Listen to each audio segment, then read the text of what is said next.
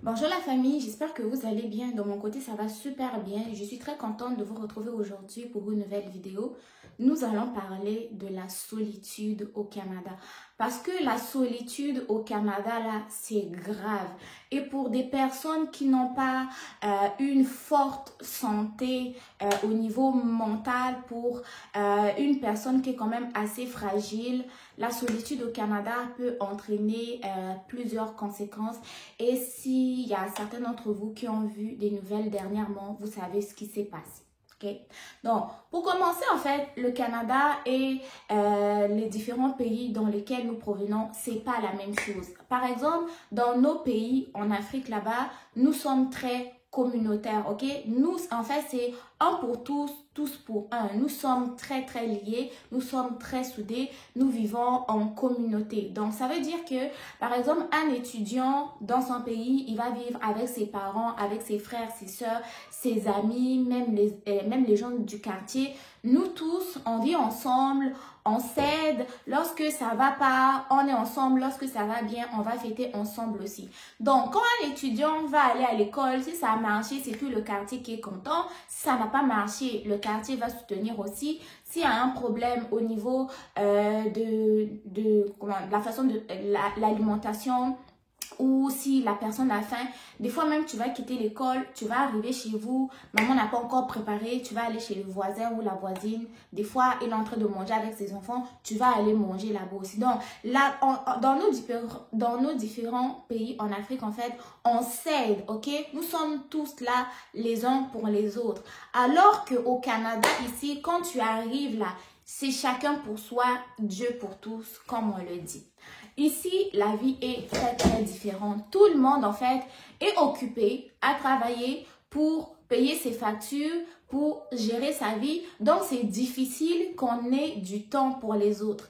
Peut-être pendant les périodes de fêtes, par exemple Noël, Nouvel An, Pâques et tout, où les gens, la plupart du temps, vont se retrouver en famille pour discuter, pour passer un peu de temps ensemble. Sinon, du lundi au vendredi, chacun est dans ses affaires. Donc, ici, comment est-ce que ça marche en fait? Ici, la personne va se lever à 8 heures, ok? Et le quart de travail, c'est généralement, ok? D'une façon générale, c'est des quarts de 8 heures.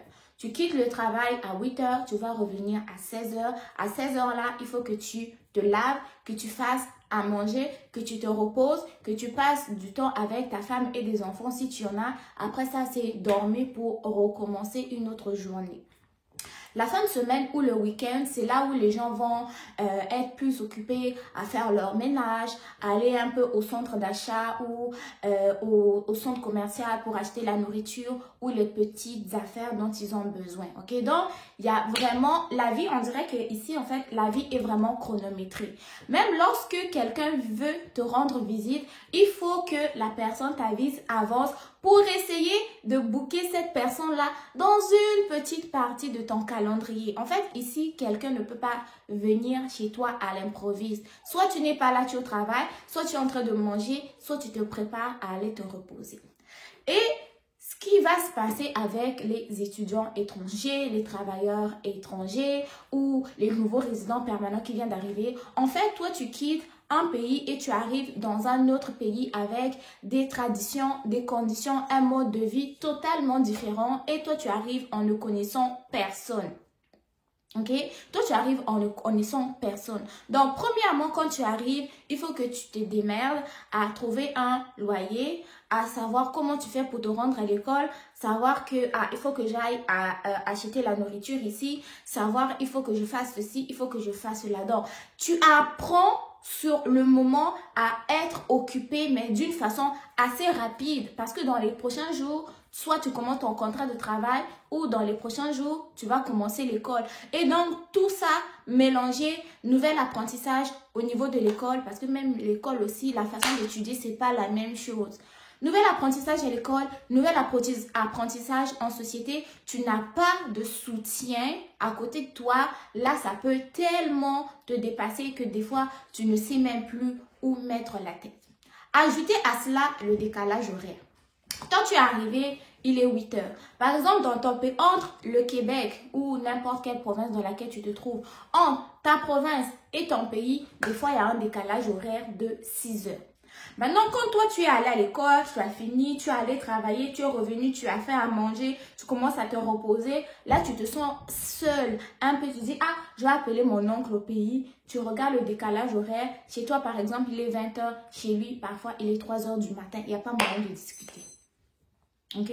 Donc, des fois, il n'y a pas moyen de discuter. Donc, ça va être comme ça la première semaine, deuxième semaine. Des fois, vous allez avoir un peu de temps pour discuter. Mais là, toi, tu es pressé. Il faut que des fois, tu mettes fin à la conversation. Soit, des fois, tu vas aller travailler. Donc, ici, ce qui va se passer, c'est que quand tu vas arriver, tu vas tellement devoir embarquer dans la vie, dans le mode de vie canadien. Et si tu n'as pas de soutien, franchement, pour une personne qui est habituée à avoir de soutien, ça peut être assez compliqué. Des fois, même à l'école, là, ça ne fonctionne pas parce que la façon d'enseigner est difficile pour toi. Ou même tu es arrivé, la famille avait prévu t'aider avec les frais de scolarité. Tu arrives là-bas, la première session, la famille te dit, ah, mais vu que tu es arrivé là-bas, il faut te débrouiller, hein. Ce qui comptait, c'était entrer. Vu que tu es rentré, tu as commencé là-bas, il faut faire. Toi-même, tu vas payer. Comment est-ce que l'étudiant va payer? Comment est-ce que l'étudiant va payer tout seul tous ses frais de scolarité au début? Et pourtant, tout le village avait dit, toi seulement, faut seulement partir. Une fois que tu es arrivé là-bas, nous tous là, on va se cotiser, on va t'aider. Donc, concentre-toi seulement sur les études. Donc, l'étudiant arrive, première session, 10 000 $ à payer. Deuxième session, c'est 10 000 $ aussi, par exemple, pour les soins infirmiers. Or, pour la deuxième session, là, on lui a dit, ah, pour la deuxième session, là, tu es arrivé là-bas, il faut commencer à travailler, tu vas payer toi-même. Comment? Dans quel travail il va commencer à travailler pour payer les 10 000 là? Comment il va faire pour payer les 10 000? Vous voyez encore le problème que vous ajoutez sur la tête des étudiants là, non? Arrêtez vos fausses promesses. Si vous savez que l'étudiant que vous allez envoyer là-bas, là, vous n'avez pas assez d'argent pour payer toute sa scolarité, ne l'envoyez pas là-bas. Arrivé là-bas, problème d'adaptation, solitude, même pour se faire des amis là, c'est compliqué. Moi, je veux vous dire, depuis que je suis ici, les amis que je me suis faites là,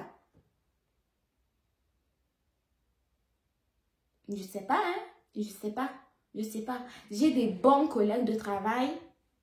Ok, la nouvelle place où je commence à travailler, j'ai des bons collègues de travail, vraiment que je dirais qui sont devenus mes amis. Mais depuis que je suis arrivée jusqu'à 2023, 2024, là, c'est là où que j'ai commencé vraiment à me faire des amis. Donc, tout ça pour dire que le Canada n'est pas pareil que là où on vient.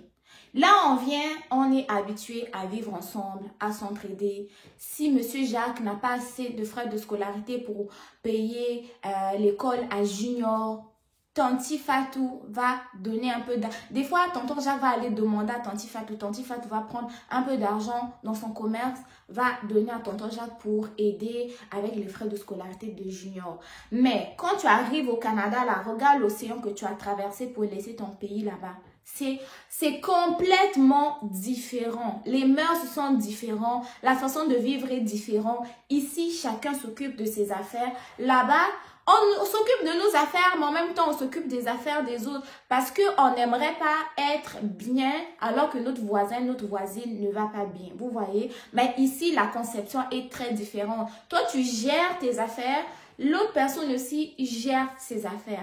Mais en même temps, vous devez savoir qu'il y a quand même des services d'aide au niveau du système de santé, services sociaux, qui sont là pour apporter de l'aide.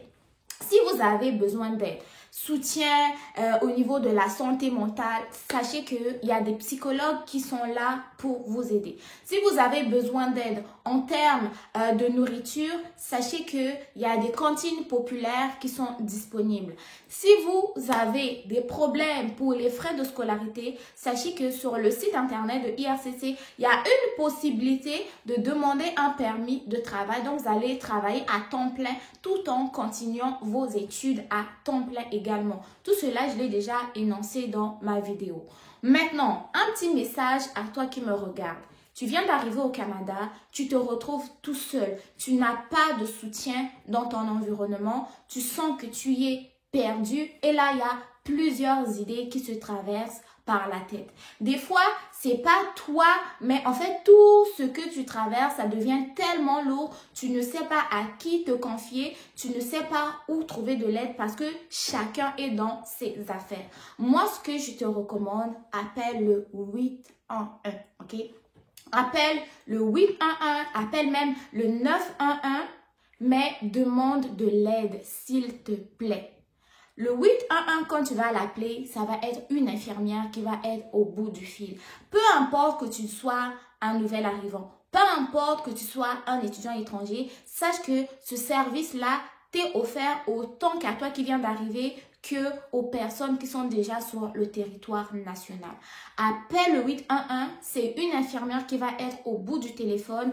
Explique-lui tout ce que tu vis. Dis-lui, bonjour, je suis un tel, je traverse une situation difficile. J'ai plusieurs idées qui me traversent en ce moment, j'ai besoin d'aide.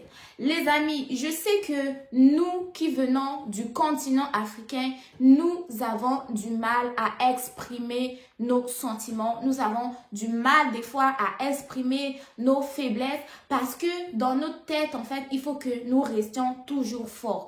Que tu sois une femme, que tu sois un homme, le fait de chercher de l'aide ne fait pas de toi une personne faible. Ta vie compte pour ta famille, ta vie compte pour toi-même et ta vie compte pour tout le monde. Si tu es sur cette terre, c'est pas pour rien, c'est parce que tu dois laisser une trace. Alors, ne nous enlève pas tout ce que tu devais nous apporter assez rapidement sans qu'on ait eu le temps de le vivre en fait. Fais le 811. Appelle, demande de l'aide, peu importe où tu es, demande de l'aide, il y a quelqu'un qui est là au bout du fil, qui est prêt à t'aider. Oui, je sais que c'est pas facile au début quand tu arrives au Canada, tout est différent, tu ne sais pas où trouver de l'aide, tu as faim, tu n'as pas assez d'argent pour manger. Sache que il y a de l'aide dans toutes les sphères. Pour l'aide pour les frais de scolarité, tu peux même aller voir les travailleurs sociaux qui sont au niveau de ton école. Ils sont là pour t'aider, pour t'accompagner, pour que tu aies une scolarité saine.